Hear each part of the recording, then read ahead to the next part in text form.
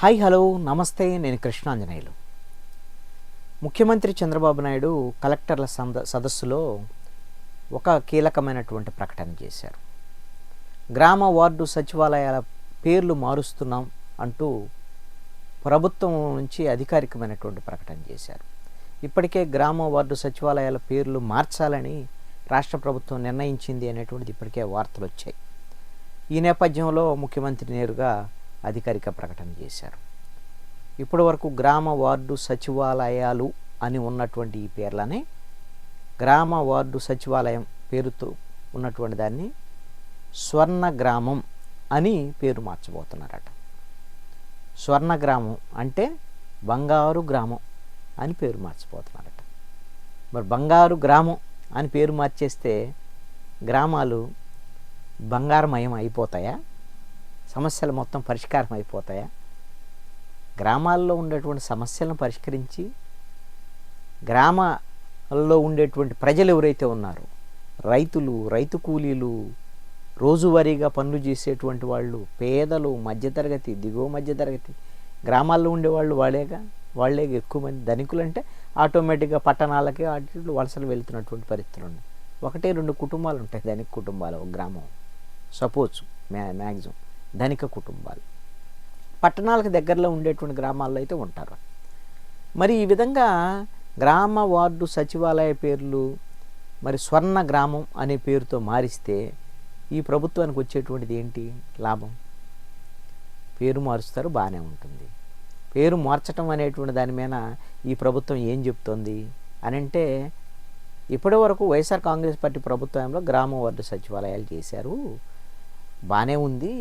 కానీ పంచాయతీరాజ్ వ్యవస్థను నిర్వీర్యం చేసేటువంటి విధంగా, గ్రామ పంచాయతీలకు సంబంధించినటువంటి వాళ్ళ హక్కులను కాలరాసేటువంటి విధంగా ఈ గ్రామ వార్డు సచివాలయాలు వచ్చాయి అనేటువంటి విధంగా చెప్పడంతో పాటుగా, ఏదైతే 2 మైనర్ పంచాయతీలు, హ్యామ్లెట్ విలేజెస్, వీటిని కలిపి గ్రామ వార్డు సచివాలయాలు చేశారు, గ్రామ సచివాలయం చేశారు. దాన్ని మళ్ళీ పూర్తి స్థాయిలో ప్రజలకు అందుబాటులోకి తీసుకొచ్చేటువంటి విధంగా మేము ప్రయత్నం చేస్తున్నాం, ఇది ఒక సంస్కరణలో భాగంగా చేస్తున్నామని చెప్తున్నారు. మరి మార్పులు చేర్పులు, పంచాయతీరాజు వ్యవస్థను మరింత పటిష్టం చేసేటువంటి నిర్ణయం, ఇవన్నీ మీరు చేస్తే ఎవరికి అభ్యంతరం లేదు. పేరు మార్చాల్సినటువంటి అవసరం ఏముంటుంది? పేరు మారిస్తే సంస్కరణ ఎలా అయింది? సంస్కరణ చేయటం ఎలా అయింది? వైసీపీ ప్రభుత్వంలో చాలా తప్పులు చేశారు వాళ్ళు. అనేకమైన తప్పులు చేయటం వల్ల వాళ్ళు ఓడిపోయారు, ప్రజల తీర్పు కూడా అందుకే ఇచ్చారు. కానీ ఆ ప్రభుత్వంలో గ్రామ వార్డు సచివాలయాల ఏర్పాటు, అందుకు ఉద్యోగుల నియామకాలను కూడా జగన్మోహన్ రెడ్డి ప్రభుత్వం చేసింది. ఇది ఖచ్చితంగా ప్రజల దగ్గరికి, అంటే గ్రామాల లోగిలికి ప్రభుత్వ పాలన వెళ్ళటానికి గ్రామ వార్డు సచివాలయాలు ఉపయోగపడ్డాయి. 16 రకాల విధులను నిర్వర్తించేటువంటి ఉద్యోగులు గ్రామ వార్డు సచివాలయాల్లో ఉండేవాళ్ళు.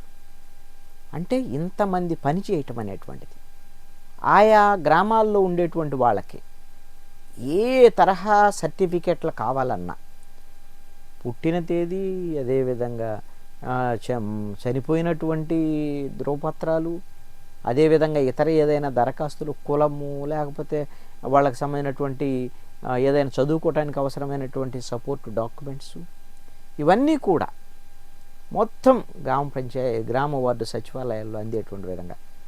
అంతకుముందు అసలు ఒక వాలంటీర్ ఉండేవాడు, ఆ వాలంటీరే ఏకంగా వాలంటీర్కి వెళ్ళి చెప్తే అతను రాసుకొని దాని ప్రకారంగా దరఖాస్తు చేస్తే ఆ గ్రామ వార్డు సచివాలయం నుంచి వాళ్ళు నేరుగా పిఆర్ఓకి, ఆ తర్వాత ఆర్ఐకి, ఆ తర్వాత ఎంఆర్ఓకి పోయి వెళ్ళిన తర్వాత ఎంక్వైరీ చేసి మళ్ళీ గ్రామ వార్డు సచివాలయంలో ఆ సర్టిఫికెట్లు తీసుకునేటువంటి వెసులుబాటు ఉండేది.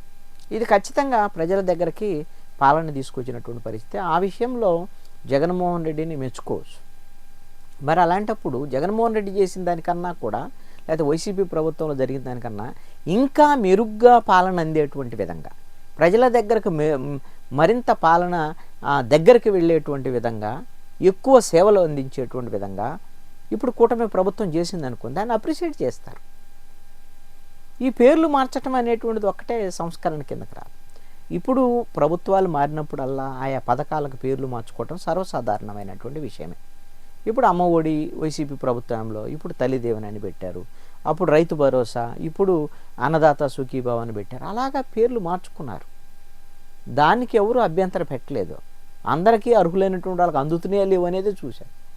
మరి ఇప్పుడు సచివాలయాల పేరు మార్పు అనేటువంటి అంశాన్ని మాత్రం ఖచ్చితంగా ఇది కరెక్ట్ కాదేమో అనేటువంటిది మాత్రం వస్తున్నటువంటి మాట.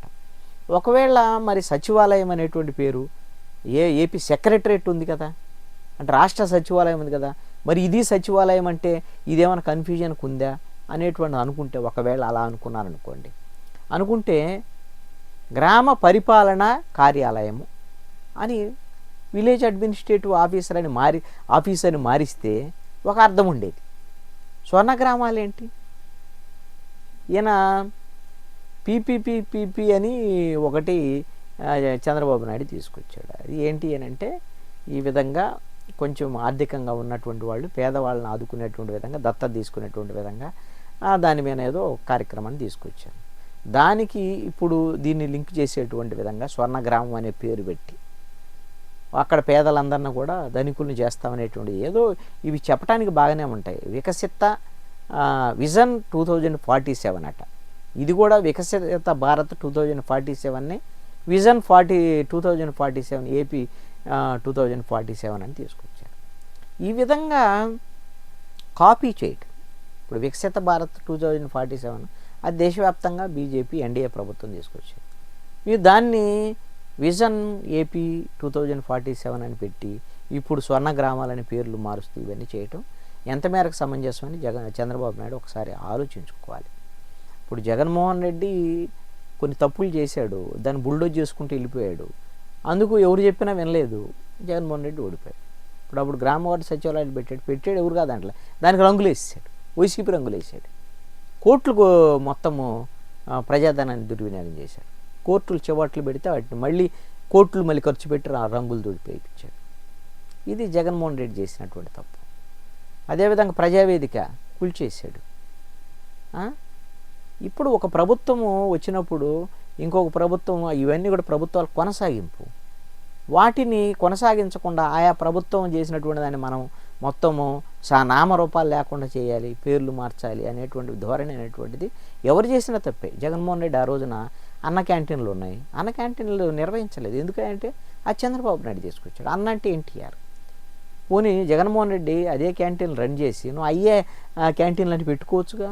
వైఎస్ఆర్ పేరుతో అయ్యే క్యాంటీన్లు అని పెట్టుకుంటే ఎవరు వద్దన్నారు? పెట్టలేదు. ఎందుకు? చంద్రబాబు నాయుడు పేరు వస్తుంది, తెలుగుదేశం పేరు వస్తుంది. అమరావతి రాజధాని దాన్ని కానీ ముందుకు తీసుకెళ్తే అది డెవలప్ అయితే చంద్రబాబు నాయుడికి పేరు వస్తుంది. దాన్ని మూలన పడేసి 3 రాజధానులు అని చెప్పి బొక్కబోర్లా పడ్డాడు. ఏమైంది? ఘోరంగా ఓడిపోయాడు. అందుకని జగన్మోహన్ రెడ్డి ఎలాగో తప్పులు చేశాడు కాబట్టి ఓడిపోయాడు. ఇప్పుడు జగన్మోహన్ రెడ్డి చేసిన తప్పుల తరహాలోనే ఇప్పుడు వైఎస్ఆర్ కాంగ్రెస్ పార్టీ చేసిన తప్పుల తరహాలోనే మళ్ళీ తెలుగుదేశం పార్టీ చంద్రబాబు నాయుడు చేసేటువంటి ధోరణిలో ఈ పేరు మార్పుల వ్యవహారం కూడా కనపడుతుంది. ఇది కరెక్ట్ కాదేమో ఒకసారి ఆలోచించుకోవాలి.